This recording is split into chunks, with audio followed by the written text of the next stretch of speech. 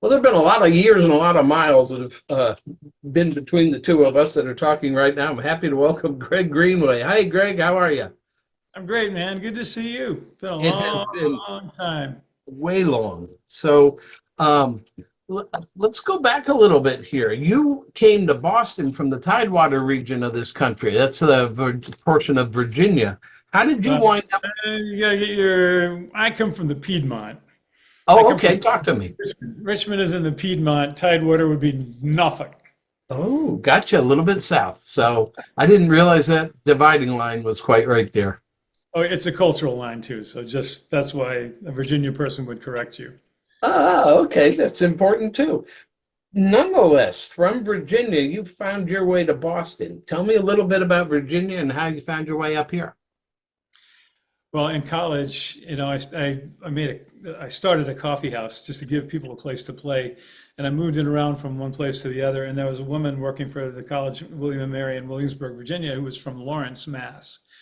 And she said to me, "You just got to go to Boston. It's just made for you. 200 colleges, college students everywhere. There's music everywhere." So my spring break of my senior year in college, I hitchhiked with my roommate up to Boston, believe it or not. And it was, of course, 6 degrees and the wind was blowing 30 miles an hour.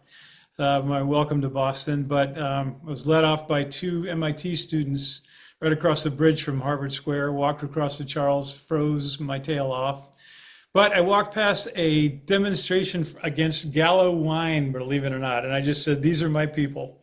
So I fell in love with Boston immediately and moved up here in 1976. And at some point up here, you formed yourself a band, Trace of Red, if I remember right. Well, yeah, it's a long history. But yeah, I was in rock bands. You know, was doing the acoustic songwriter thing, which is my thing, which is how I grew up. But the country had just, once the Reagan administration moved in, everything changed in the 80s. And it became almost impossible. All the venues closed in Boston, very few of them stayed open. And it just seemed like it was kind of a dead issue. So I was inspired. You don't need to go into that, but so I played rock music for a few years, but I was always a stranger in a strange land. I never was a different writer, but I was just using a different vocabulary musically. So at a certain point, I realized that no, they don't want me and I don't want them.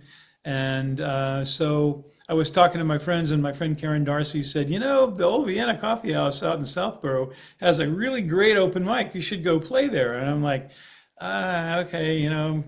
So I went, and you were doing the sound, and you were running the show that night. Yeah, and I think I played two or three songs, and we talked afterwards, and you said, I think I've heard your name somewhere.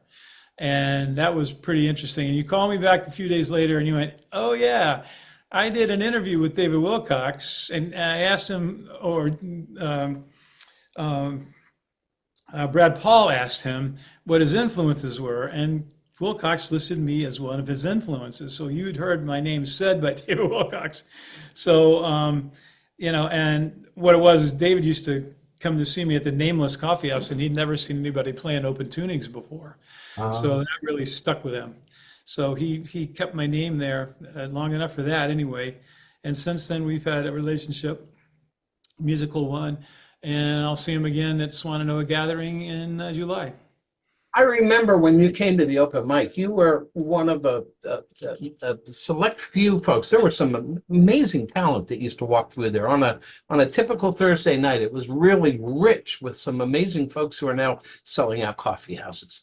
But Yeah. there were some folks who just kind of shined above, and you were one of those folks that really caught my attention. We had a chance to do a little bit of work together, and that was a lot of fun. So the old Vienna, how did that change the trajectory of your career there?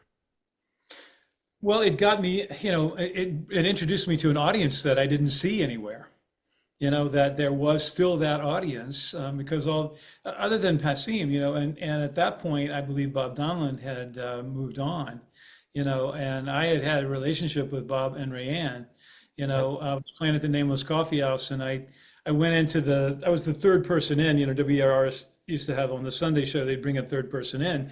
So Yep. I swallowed everything, bucked up my courage and went on there on the Monday after I played and said, Mr. Donlin, I played on your Sunday show and I think I deserve a chance to play in your coffee house. And he looked at me, this could have gone either way, right? Uh-huh. And he went, I'll get my book. So I was like, I almost fainted. So that's how that worked. But what the Old Vienna did for me was connect me to you, and you connected me to the greater outside world because you sent my CD to Falcon Ridge Folk Festival. Yep. And that one thing right there probably changed my life more than anything. And the story is really funny because Sonny Oakes, who's now been my friend for 30 some years, Mhm.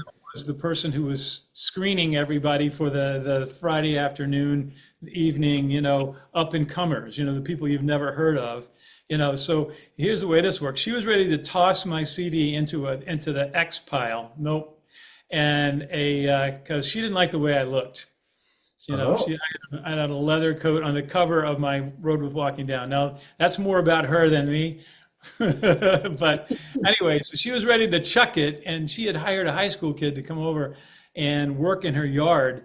And so she asked him, she said, what do you think of this music? Do you like this? He goes, oh, this guy's great. You should have him. So she picked me back up out of the pile, and that put me on the Falcon Ridge stage. And from then, Ann and Bub, were my managers for a little bit. And they helped me get up there. And finally, that hooked me up to Fleming Tamulevich, which got me across the country. Yep. I remember it was fun. I got to sit in through most of your recordings while you were doing A Road Worth Walking Down, and in the studio, just sitting in the back and watching the whole process take place. It was a lot of fun. And that album really, still has a special place in my heart for it. Mine too. So your career has had a couple of some pretty significant events since that whole time in the 90s, the early 90s, the late 80s, when things. I actually have a couple of flyers here that from the Old Vienna. Here you are. I'm going to put these up here in a second, but here you are with a feature act, and this is in April of 1991, and you're surrounded in here by Alison Krauss, Cheryl Wheeler, Rick Danko from the band, Mr. Wilcox below you, local guy Duke Levine, who's on tour with Bonnie Raitt or whoever that is. So, you're in some pretty good company there. Yeah. But since And then, that was an incredible experience. And I mean, I remember I opened for Karl Ivanov, and that was something because, the dressing room was the office.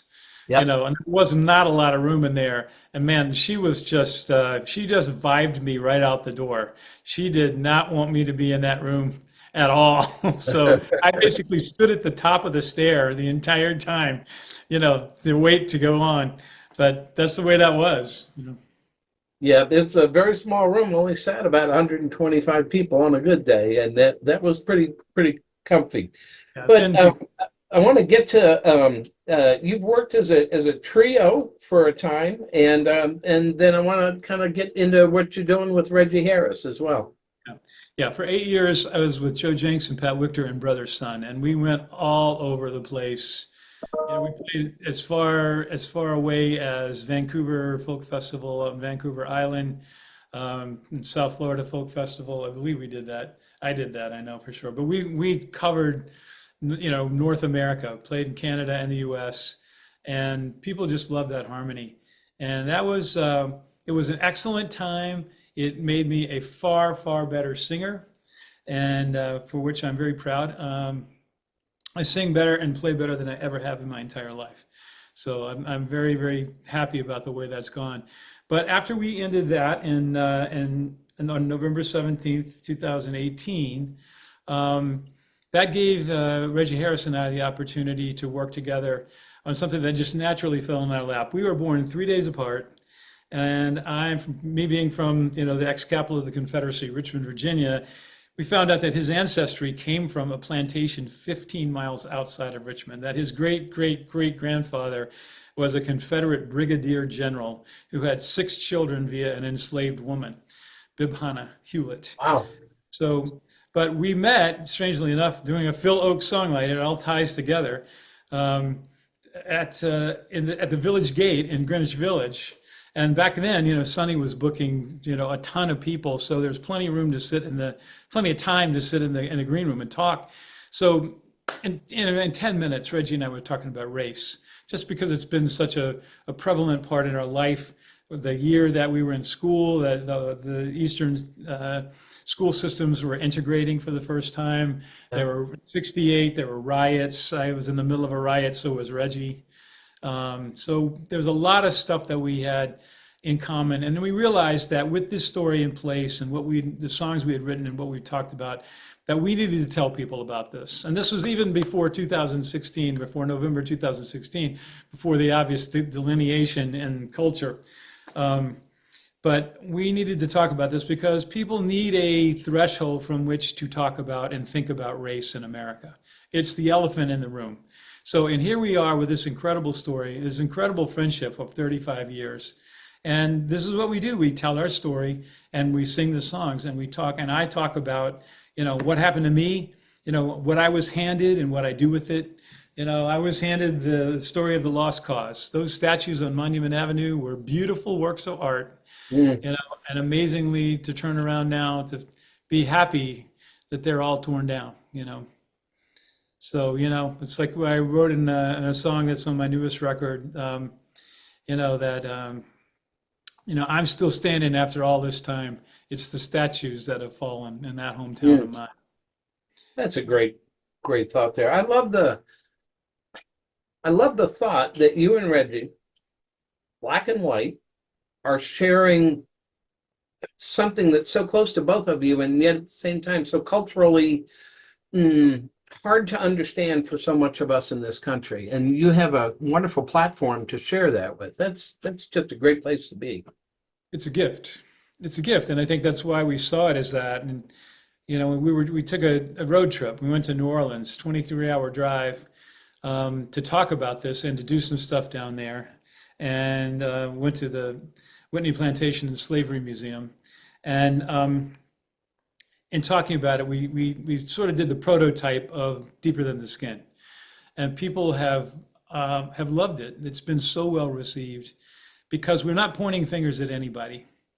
We are just telling you what we saw and how it changed us and what we went through. And so many people have, it gives people permission to think about their story, because we're not holding ourselves up as experts on anything except what happened to us. When you're touring together, how is that built so folks have a chance to know what to look for in their calendars? And it's Deeper Than the Skin, presented by Reggie Harris and Greg Greenway, and we have a website, deeperthantheskin.com. And people forget to put the in there for some reason. We get introduced a million times, Deeper Than Skin, which sounds terrible to me. Deeper Than the Skin, and .com. That's where you can find us. And we actually recorded in 2019. We recorded a studio version of what we do, and containing both the music and the talks that we give.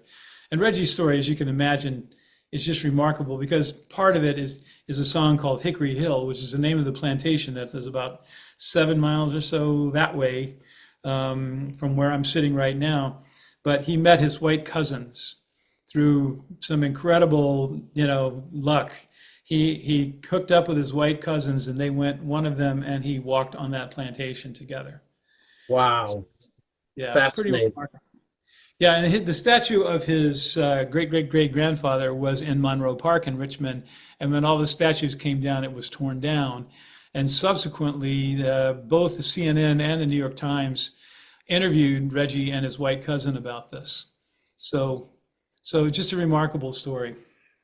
I think it's fascinating that you and Reggie found each other, but it's also so appropriate. I've always known how passionate you are about the causes that you stand for, and you're all in when you do. And your platform as a songwriter reaches a lot of people and can change some minds. So I've always been grateful for your music for that. Well, thank you. I used to sit on the edge of my bed, at Hillcrest Road in Richmond, a long time ago, and listen to Richie Havens, black man from Bedford-Stuyvesant, sang a song called The Klan.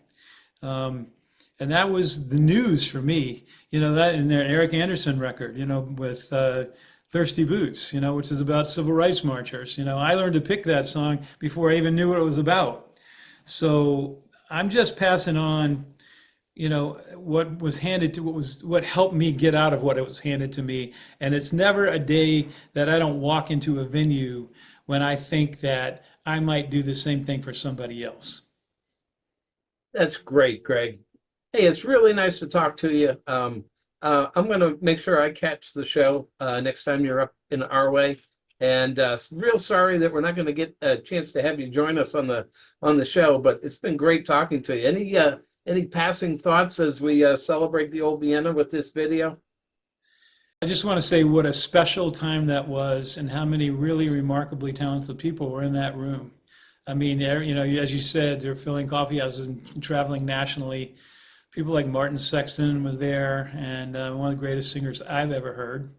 And, incredible people I met through that scene at that time.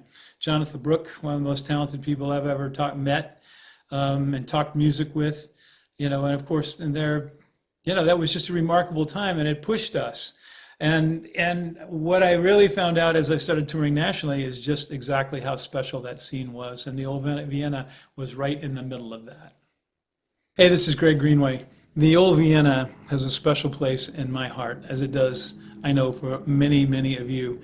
I met some incredible musicians there, made some lifelong friends there, and have some memories that I will never, ever, ever forget. So on Saturday, August 17th in Hopkinton, Massachusetts, there's going to be a get-together of some of those folks who made that place so happening. And of course, it has to be paid for. So drop in a dime in the old GoFundMe campaign. The information's at the bottom of your screen. Would be really wonderful. The Old Vienna. Boston was this very special scene of music back then, and the Old Vienna was right in the middle of it. I won't be bought. I won't be broken. Even though, yes, I know I'm the living hell. For the ones who are holding the keys to myself.